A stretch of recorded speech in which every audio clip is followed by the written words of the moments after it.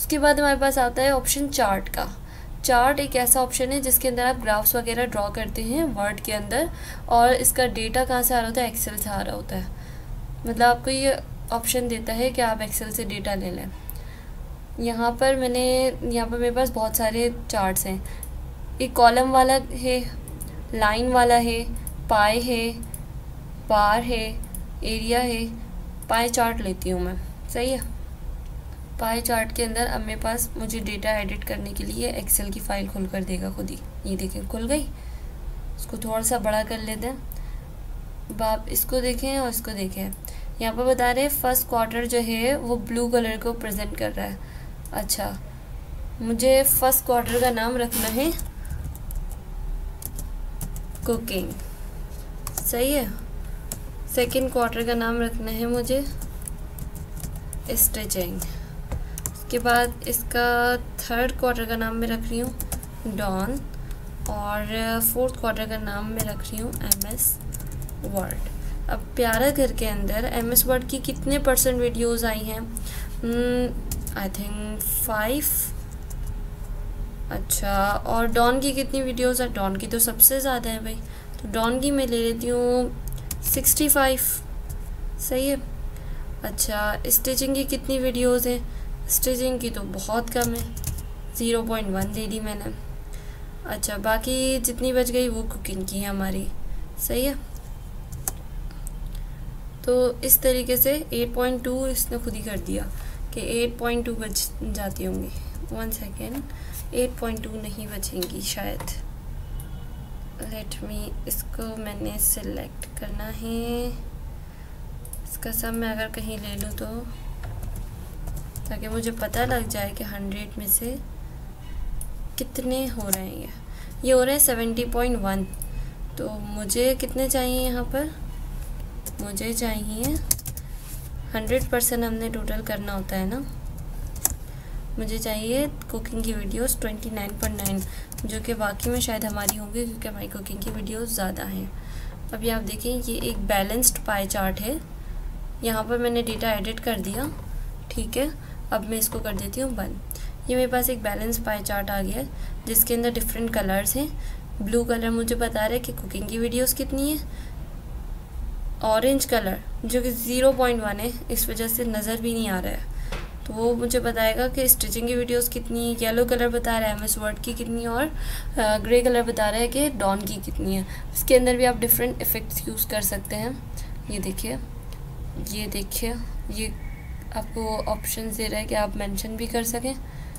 ये ब्लैक वाला लेते हैं, सही है। अच्छा, इसके अंदर आपके पास एक तो सिलेक्ट डेटा और एडिट डेटा का ऑप्शन आ रहा है कि आप कहीं से भी सिलेक्ट कर लें डेटा को, ठीक है। देखिए, ये वैसे तो हमने यहाँ से सिलेक्ट किया हुआ है, लेकिन अगर आपको कहीं और की कोई और फाइल है आपके पास, वहाँ से आपने डेटा सेलेक्ट करना है, तो आपने जस्ट यहाँ पर उसका रेफरेंस देना होगा, ठीक है।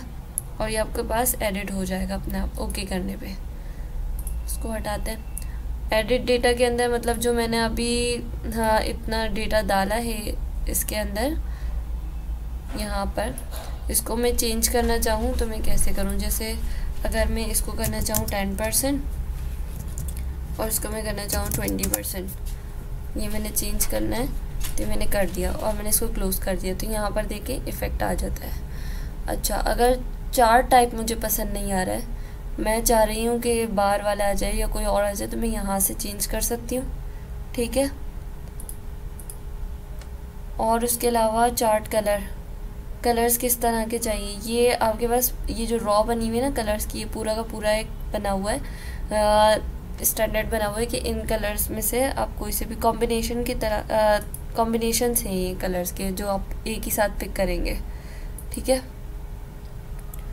अच्छा, क्विक लेआउट, ये आपको मतलब यहाँ से ऑप्शन आप इसके ऊपर कर्सर लेकर जाएंगे और आपको बताएगा कि आपने किस तरीके से अपना डेटा शो करना है, कि आपने दिखाना है लेबल्स को या नहीं दिखाना है, ठीक है। और क्या चीज़ें दिखानी है क्या नहीं दिखानी, वो आप यहाँ से अपनी प्रेफरेंसेस के हिसाब से चूज़ कर सकते हैं। अब यहाँ पर आ जाते हैं हम ऐड चार्ट एलिमेंट्स के ऊपर। चार्ट एलिमेंट्स जो होते हैं वो टाइटल होता है, जैसे कि सेल्स यहाँ नज़र आ रहा है, तो मैं यहाँ नन कर दूँ तो ये देखिए ये चला गया। अगर मैं अबव द चार्ट रखूँ तो ऊपर आ जाएगा, सेंटर रखूँ तो ये ओवरले मतलब उसके ऊपर आ जाएगा। और उसके अलावा आपके पास और दूसरे ऑप्शंस भी जो आप देख सकते हैं। डेटा लेबल, डेटा लेबल करने के लिए पहले तो मैंने ऑप्शन आपको बताया नन है कि कोई डेटा लेबल मतलब शो नहीं होगा। दूसरा है सेंटर, यानी जो पाए आपके पास आ रहे हैं उनके बीच में शो हो, या फिर इनसाइड एंड आउटसाइड एंड, ये पोजीशंस बता रहे हैं। ठीक है। लीजेंड्स, लीजेंड्स क्या होते हैं, जो आपको नंबर शो ये जो नज़र आ रहे हैं ना, कुकिंग स्टिचिंग, ये मतलब कौन सा कलर क्या शो कर रहा है, इसको लीजेंड्स बोलते हैं। तो ये आपको किस जगह शो करना है यहाँ पर आप चूज़ कर सकते हैं। अच्छा, ये वाले जो ऑप्शंस हैं ना, ये भी यही हैं। ये देखें, जो डेटा लेबल्स और लीजेंड्स वाले ये जो आप यहाँ से चूज़ कर रहे थे, जैसे कि अगर मैं ये वाला लगा दूँ, ठीक है, यहाँ से भी आप चूज़ कर सकते हैं, इधर वाले साइन से भी, और यहाँ से भी कर सकते हैं। ठीक है। उसके बाद एक लास्ट आ जाते हैं फॉर्मेट के ऊपर। आपको ये फॉर्मेट की ऑप्शन इसलिए दे रहा है कि आप अगर इसको एडिट करना चाहे तो एडिट कर लें। येलो कलर कर लिया, ठीक है। कोई और कलर करना है तो वो कर लें। आउटलाइन बनानी है जिस कलर की, ब्लू कलर की बनानी है, मैंने ब्लू कलर की रख ली। नज़र आ नहीं रही है, मोटी चाहिए आउटलाइन, वेट बढ़ा लें। ये देखें आ गया, सही है। इस तरीके के आपके पास इसके अंदर फॉर्मेटिंग में ऑप्शन होंगे। आपने टेक्स्ट को किस तरह का रखना है, टेक्स्ट आपने ऐसा रखना है, ऐसा रखना है, जैसा भी रखना है आप रख सकते हैं। ठीक है। तो उसके भी यहाँ पर कलर्स वगैरह मौजूद है। अच्छा, और पोजीशन क्या रखनी है इसकी पेपर के हिसाब से, जो आप पूरा डॉक्यूमेंट तैयार करेंगे तो वो यहाँ से आप टेक्स्ट रैपिंग पोजीशंस ले सकते हैं। ठीक है। रैप टेक्स्ट, रैप टेक्स्ट के अंदर स्क्वायर एक ऐसा ऑप्शन होता है कि जिसको सिलेक्ट करने के बाद आप आसानी से कहीं पर भी पूरे डॉक्यूमेंट के अंदर आप इसको मूव कर सकते हैं और कुछ डिस्टर्ब नहीं होता इससे। अच्छा, bring forward, bring back, send backward, ये ऑप्शंस उस वक्त यूज़ होते हैं जब आपके पास एक से ज़्यादा चीज़ें मौजूद होती हैं और आपने आगे पीछे उनको सेट करना होता है। ठीक है। तो ये हमारा चार्ट का ऑप्शन ख़त्म हो गया। सही है, हमने ये पूरा पढ़ लिया। अब आ जाते हैं हम अपने लास्ट ऑप्शन के ऊपर, स्क्रीनशॉट के ऊपर। स्क्रीनशॉट बहुत ही सिंपल चीज़ है। आपने कहीं से कोई स्क्रीन क्लिप करके यहाँ पर पिक्चर की तरह पेस्ट करनी है तो आप कर सकते हैं। स्क्रीन क्लिपिंग का ऑप्शन मैंने चूज़ किया। चूज़ करने के बाद ये मुझे डेस्कटॉप पर ले आया। डेस्कटॉप पर लाकर इसने इस तरह से ग्रे दे दिया, मेरा कर्सर बन गया प्लस का साइन।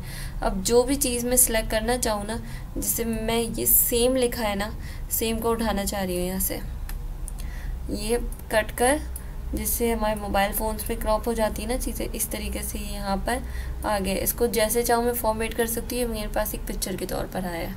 ठीक है। ये हो गए हमारी स्क्रीन क्लिपिंग, यानी कि स्क्रीनशॉट लेने वाले तरीके हो गए।